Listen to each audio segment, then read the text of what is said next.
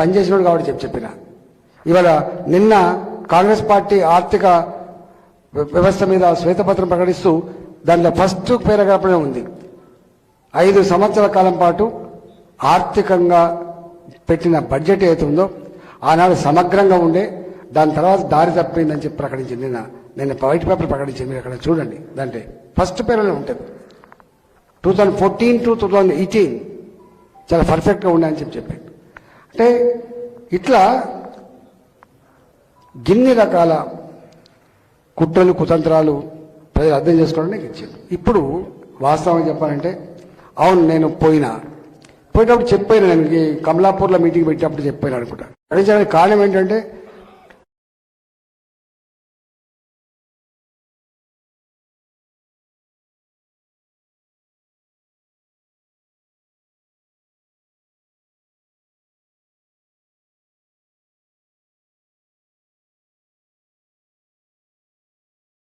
దాడి చేయించుకునే కల్చర్ అని చెప్తున్నాను.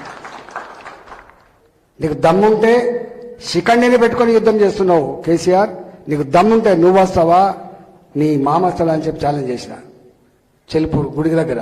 నాకు తెలిసి ఆ రోజు అన్నా నేను, ఆ రోజు అన్న మాటలు పతాక శిష్కలో వచ్చినాయి. నాకు నిజంగా కూడా నాకు రెండే ఆశయాలు ఉండే. నేను గెలుతానా ఏమైతా అనేది పక్క పెడితే రెండే ఆశయాలు ఉండే. ఒకటి, మాలాంటి వాళ్ళను హింస పెట్టడమే కాకుండా తెలంగాణ ప్రజలను మోసం చేయడమే కాకుండా మొత్తం భ్రష్టు పట్టిస్తున్న కేసీఆర్ని ఓడగొట్టడమే ధ్యేయం అని చెప్పి మాట్లాడినాను. నేను బాధ్యత ప్రకటించిన. సగమే ధన్యమైపోయింది. నేను ఆ పని కనుక చేయకపోతే నా సగమే ఉంటుందని చెప్పిన. సార్ దాంట్లో 20% సక్సెస్ అయినా 50% సక్సెస్ అయినా పక్కకు పెడితే నేను ఓడిపోవచ్చుగాక, కానీ తెలంగాణ ప్రజలకు మాత్రం విముక్తి జరిగినట్టుగా నేను భావిస్తున్నా. అది నీ చేతుల్లో ఉందా, వాళ్ళ చేతిలో ఉందా? రెండవది, నాకు తెలిసి నేను పొలిటికల్ లీడర్ని. నేను సంపూర్ణంగా అవగాహన ఉందా లేదా పక్కకు పెడితే ఉన్నంతలో అవగాహన ఉన్నాను. మీకు దుబ్బాక ఎన్నికలు జరిగినాయి, మనం గెలిచినాం. మీకు మున్సిపాలిటీ ఎన్నికలు జరిగినాయి, మనం గెలిచినాం. ఎప్పటి వరకైతే కేసీఆర్ను బొందబెట్టగలిగే పార్టీ భారతీయ జనతా పార్టీ అని నమ్మిండ్రో అప్పటిదాకా మళ్ళా నమ్మిండ్రు, మనకు ఆదరించారు. గుర్తుపెట్టుకోండి, హుజరాబాద్ ఎన్నికలప్పుడు మనమే ఉన్నాం. ఎప్పుడైతే లిక్కర్ స్కామ్ లాంటిది పైకి వచ్చి వాళ్ళని అరెస్ట్ చేసి వీళ్ళని అరెస్ట్ చేస్తున్న ఒక అపనమ్మకం ప్రచారం చేయగలరు, అప్పటి నుంచి మన స్థానం పోయి వాళ్ళ స్థానం వచ్చింది. దాంట్లో ఏమీ అనుమానం లేదు. వాళ్ళు వాళ్ళకి వచ్చేసిండ్రు, మనం వెనకబడిపోయినాం. అది క్రక్స్ ఆఫ్ ద ఇష్యూ, అది తప్ప ఇంకో ఇష్యూ లేదు వాస్తవం చెప్పండి. ఇక వాడు నమ్మించిండు వాడు ఏమేమి చేసిండో మాకెరకే. మీకు ఇప్పుడు చెప్పాల్సి మీకు తెలియదు. ఇక్కడ కూడా ఒక 120 మందిని ఓల్టేబుల్ పెట్టిండు కాంగ్రెస్ పార్టీ. ఏమని ప్రచారం చేస్తాడు? రెండే ప్రచారం చేస్తాడు. రాజేంద్రన్నను కష్టకాలంలో మీరు గెలిపించిండ్రు, రాజేంద్రన్న ఈ మధ్య మీకు టైం ఇస్తలేడు. నిజంగా కూడా నాకు జాతీయ పార్టీలో చేరైనా నాకు కొత్త పరిచయాలు కావాలి, నేను ఢిల్లీ దాకా పోవాలి, నేను తెలంగాణ అంతా తిరగాలి. నా ఆశయం ఒకటే, తెలంగాణలో కేసీఆర్ని ఒడగొట్టాలి, భారతీయ జనతా పార్టీ గెలిపించాలని ఇంట్లో పడుకుంటే కాదు. కాబట్టి నన్ను హుజరాబాద్లో మీరు గెలిపించిన తర్వాత నాలాంటి వారికి అంతో ఇంతో ఆదరణ ఉంటుంది. కాబట్టి నాలాంటి వాడిని పోయిన ఆదిలాబాద్లో పాదయాత్ర చేసిన నాలాంటి వాడిని కూడా పోయి అనేక దిక్కులు పోయి అంటే ఒక్కనాడు కూడా రికాం లేకుండా నా ఆశయం కేసీఆర్ని ఒడగొట్టే ఆశయంలో నేను శక్తివంచన లేకుండా పనిచేసిన.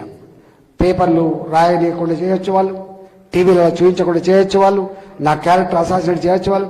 నాకు తెలిసి ఈ 2 సంవత్సరాల కాలంలో అంతకుముందు నా ముఖం లేకుండా టీవీలలో ఉండకపోవు, నా వార్త లేకుండా పేపర్లు ఉండకపోవు. కానీ మొత్తం పైసలు పెట్టి 2 పార్టీలు వీడు పైకొస్తే ఎక్కడైతుందని చెప్పి దబాయించి వార్తలు రాకుండా చేసి, టీవీలలో చూపించకుండా చేసి, సోషల్ మీడియా క్యారెక్టర్ అసాసినేట్ చేసి అనేకం చేశారు.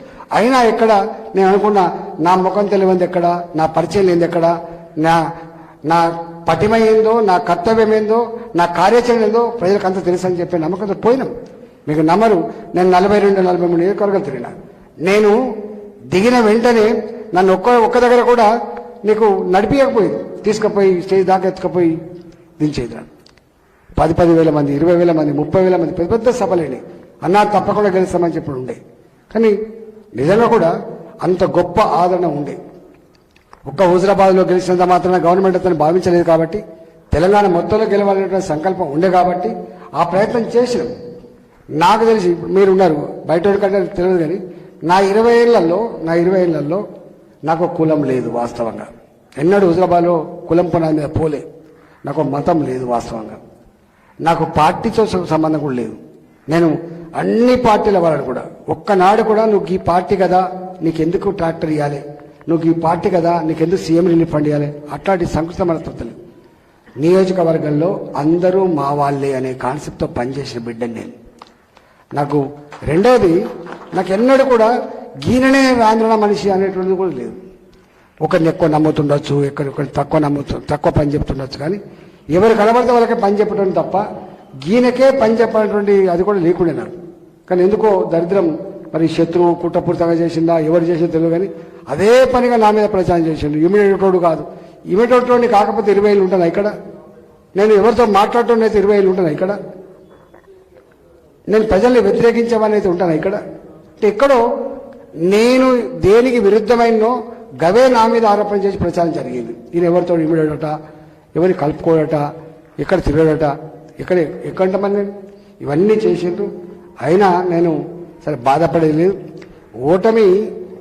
ఓటమి అనేది అనేక తప్పులు పైకి తీస్తుంది, గెలుపు అనేది అనేక తప్పులు కప్పిపుస్తుంది. కాబట్టి ఇప్పుడు నేను ఆ జోలికి పోను. కానీ ఒక్కటి మాత్రం సత్యం, మీరే చెప్పుకున్న అన్ని విషయాలు మీరే చెప్పండి. నాకు సంపూర్ణమైనటువంటి నా జీవితంలో ఉన్న అనుభవం ఏంటంటే, కార్యకర్తలు కనుక గొప్పగా ఉంటే ఏ పరిస్థితిని ఎదుర్కొనే సత్తా ఉంటుంది. కార్యకర్తలకు బలం లేకపోతే ఇవి ఇట్లా జారిపోతుంది. శత్రువు దాడి చేస్తూనే ఉంటాడు. ఇదైతే ఏముంటుంది ఆ తక్కువ టైంలో. ఇవాళ నేను ఇంతకుముందు చెప్పినట్టుగా 120 మందిని జీతాలు పెట్టి ఈ నియోజకవర్గంలో ఇంటింటికి తిప్పి ఈటల రాజేంద్ర అంటోడు మీకు రాడు, గజ్వెల్లో గెలుస్తున్నాడు, అక్కడే వెళ్ళిపోతాడు, మళ్ళీ బై ఎలక్షన్ విషపూర్తిమైన ప్రచారం చేశాను. ఇష్యూ నాకేదో ఇక్కడ ఓడిపోతా అని చెప్పినా, నేను ఓడిపోతాను పోలే, నాకు సేఫ్ ఉండాలని పోలే. నేను కేసీఆర్ మీద నిలబడాలి, భారతీయ జనతా పార్టీ మాత్రమే కేసీఆర్ ప్రభుత్వాన్ని బొందపెట్టగలదనే విశ్వాసం కలిగించాలి. నా ఎజెండా అది. కాంగ్రెస్ పార్టీ కాదు అని చెప్పడం నా ఎజెండా. నాకు తెలియదు అక్కడ ఎవ్వరు లేరని, ఒక్క మనిషి లేడు. మీరు నమ్మరు, ఒక్క మనిషి అంటే చాలా తక్కువ. మీకు తెలిసి 1450 1500 ఓట్లు అంటే ఇండిపెండెంట్ నిలబడితే కూడా వస్తాయి 1500 ఓట్లు, ఒక్కోసారి 100 కూడా వస్తాయి 1500. ఏమీ లేకుండే శూన్యపై ఎందుకు పోయినాం అంటే ఒకటి ప్రజలు నమ్ముకున్నా కాబట్టి. ప్రజలకు ఈటల రాజేంద్ర తెలుసు అనేటువంటి భావన ఉంది కాబట్టి పోయినా నేను. మీకు తెలియదు అక్కడ ఏం జరిగిందో చెప్తే మీరు పరిచయం అవుతారు. ఏ మనుషులైతే నా దగ్గరికి వచ్చి ఏడ్చిండ్రో, ఏ వర్గ ప్రజలైతే నా దగ్గరికి వచ్చి మీరు రావాలని చెప్పి నన్ను అడిగిండ్రో, వాళ్ళని నేను అడిగినా మీరు తట్టుకోలేరని చెప్పి అడిగినా. నేను 10,000 మంది ఒక జైనింగ్ సభ అయింది. ఫస్ట్ ఇంటర్వ్యూ రోజులో 10,000 మందితో ఒక జైనింగ్ సభ అయింది. 10,000 మంది జైనింగ్ సభ పెడితే 45 నిమిషాల ఉపన్యాసం ఇచ్చింది. మీరు నన్ను రమ్మంటున్నారు, కానీ నేను రావాలంటే మీకు ఆ శక్తి ఉందని చెప్పి అడిగిన, నేను తట్టుకునే దమ్ముందని చెప్పి అడిగిన. ముఖ్యమంత్రి కాన్ఫరెన్స్ ఇది. అక్కడ ఏంటో ఎవరినో పెట్టిండి వేరే విషయం, కానీ ఇక్కడ ముఖ్యమంత్రి కాన్ఫరెన్స్ ఇది. అక్కడ ఓడిపోతానని చర్చ జరుగుతుంది, అక్కడ స్థానికుడు కాదని చర్చ జరుగుతుంది. మరి నేను స్థానికుడు కాదు ఇక్కడ, మరి నన్ను రమ్మంటున్నాను చెప్తే 45 నిమిషాలు చెప్పి మాట్లాడినాను. ఓ 2 చేతులు ఎత్తిండ్రు, మీరు తప్పకుండా మేమే గెలిపించుకుంటాం, హుజరాబాద్ కంటే ఇది చైతన్యవంతం అన్నీ చెప్పాను. నేను ఇవన్నీ ఉంటాయో ఉండవో తెలియదు, సరే నిర్ణయం తీసుకున్నా వచ్చినా అని చెప్పినాం. ఇక ఒక 4 రోజుల ముందు అక్కడ జరిగిన విధ్వంసం ఏంది మీరు హుజరాబాద్ కూడా చవి చూడలేదు, గుర్తుపెట్టుకోండి. మామూలుగా జరగలేదు అక్కడ. నేనేమో ఇటు వచ్చిన 27 దాకా ఆ అమిత్ షా గారి మీటింగ్ ఇటు వచ్చిన. వాళ్ళు ఒక ప్రచారం కూడా చేశారు, ఈటల రాజేందర్ గారు అక్కడ రాజీ పడ్డరు, కేసీఆర్తో రాజీ పడ్డరు, వాళ్ళ గురువును గెలిపించే ప్రయత్నం చేస్తున్నటువంటి పెద్ద ప్రచారం 2 రోజులు చేస్తే అయ్యో గట్టెట్లా అని చెప్పి మళ్ళీ 28 మళ్ళీ గట్ల కాదని చెప్పి నా శక్తి ఎంత ఉందో అంత దారపోసే ప్రయత్నం చేశాను. ప్రజలకు ఏం కావాలో అంతా కూడా దారపోసే ప్రయత్నం చేశాను. సరే పోయింది, అక్కడ పోవచ్చు, ఇక్కడ పోవచ్చు, ఇక్కడికి వెళ్తానో వాళ్ళు అనుకోవచ్చు, అక్కడికి వెళ్తానో వీళ్ళు అనుకోవచ్చు. సరే ఎవరెవరు పని చేసిండ్రు, ఎవరు పని చేయలేదు, ఇవి నేను చెప్పేంత చిన్నవాడిని కాదు, కానీ నాకు తెలుసు ఎవరు పని చేసిండ్రు, ఎవరు పని చేయలేదు, ఎవరు మీద చేసిండ్రు, ఇవన్నీ తెలియకుండా ఉండదు. చాలామంది ఎందుకో నేను ఓడిపోయినా, నాకు ఒక్కరికే వస్తా. ఇవాళ ఎవరు అంటున్నారు, ఇంతకుముందు రాజ్ కమల్లో ఇంకెవరు అంటున్నారు, నాకే కాదు అవమానం. 2021లో గెలిపించినాడు, మిమ్మల్ని ఆకాశాన్ని ఎంత ఎత్తుకున్నాడు గుర్తుపెట్టుకోండి. నాకు రాలే కీర్తి, మీకు వచ్చింది. హుజరాబాద్ అనగానే ఎక్కడికి పోయినా మీకు ఇంత గౌరవం పెరిగింది అమెరికా నుంచి వెళ్ళి ఫోన్ చేసినా ఇంకో దగ్గర నుంచి ఫోన్ చేసినా మీకు ఆ గౌరవం దక్కింది. ఇవాళ మీరు అంటలేరా అనకుండా పోతే ఏ పార్టీలోనే కావచ్చు కాక. నాకు తెలిసి అన్ని పార్టీలలో ఉన్న వాళ్ళు కాంగ్రెస్ పార్టీ కావచ్చు, వాళ్ళు భారతీయ జనతా పార్టీ కావచ్చు, వాళ్ళు బీఆర్ఎస్ పార్టీ కావచ్చు, గా రాజేంద్రని ఎందుకు కొడుకుంటున్నారు అంటారు మీరు.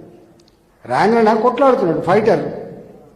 రాజేంద్రన్న స్వార్థం కోసం చేయలే, రాజేంద్రన్న ఫైటర్.